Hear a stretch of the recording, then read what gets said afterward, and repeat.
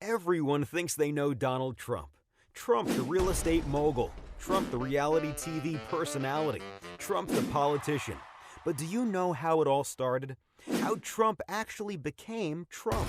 Here's the real story behind how Donald Trump got his wealth, his successes and his failures.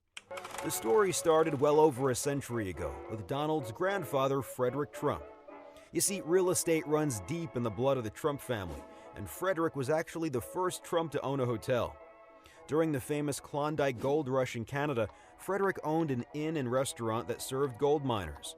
When he passed away, he left an estate worth just under $500,000 in today's dollars to his heirs. His eldest son, Fred Trump, carried on the Trump legacy by going into business with his mother, using his inheritance for seed money. Fred became a very successful builder in New York City's outer boroughs. He built single-family houses in Queens in the 1920s. He helped pioneer the supermarket with the Trump Market during the Great Depression. He even built barracks for the Navy during World War II. But Fred's real cash cow came in 1949, when he got a government loan to build Shore Haven Apartments in Brooklyn. The Federal Housing Administration paid him $10.3 million, but he was able to build the apartments for significantly less. The government kept overpaying for houses in Brooklyn and Queens, and Fred kept building them. Fred Trump was allegedly worth between $250 and $300 million by the time of his death in 1999. According to Donald, his father was one of the biggest landlords in New York's outer boroughs. Born in Queens, Donald Trump would join his father's company early on in his career. Donald had a different vision for the Trump name. He envisioned the Trump brand as being synonymous with luxury worldwide. Using his dad's business connections and creditworthiness, Donald went into real estate in Manhattan in the mid-1970s. He borrowed a small sum of $1 million to get started. One of Trump's first moves was also one of his biggest wins. In 1976, Donald Trump and Hyatt partnered to buy the rundown Commodore Hotel near Grand Central Station. At the time, the whole neighborhood was in disarray, with many nearby buildings on the verge of foreclosure.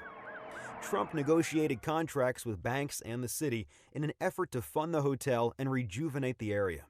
The end result was the Grand Hyatt, a 25-story hotel which Trump sold his share of for $142 million in 1996. Another big win for Trump was with 40 Wall Street, which was once the tallest building in the world. He bought it for $1 million after years of vacancy. Today, it's prime real estate in the financial district, worth more than $500 million. The Apprentice was also a financial home run.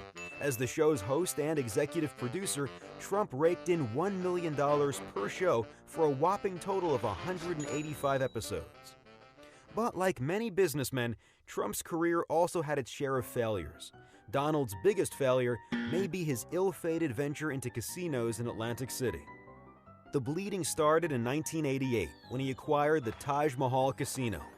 Funded primarily by junk bonds, the massive casino would be $3 billion in debt within just a year of opening. Trump, who racked up $900 million in personal liabilities, had the business declare bankruptcy. To stay afloat, he ditched many personal assets, such as his airline, a 282-foot mega yacht, and half of his stake in the company. Things were dire, and Trump's dad chipped in with a $3.5 million loan in the form of casino chips to help make a debt payment. Trump's casino holding company would enter bankruptcy 2 additional times, once in 2004 after accruing $1.8 billion in debt, and again in 2009 after missing a bond payment during the financial crisis.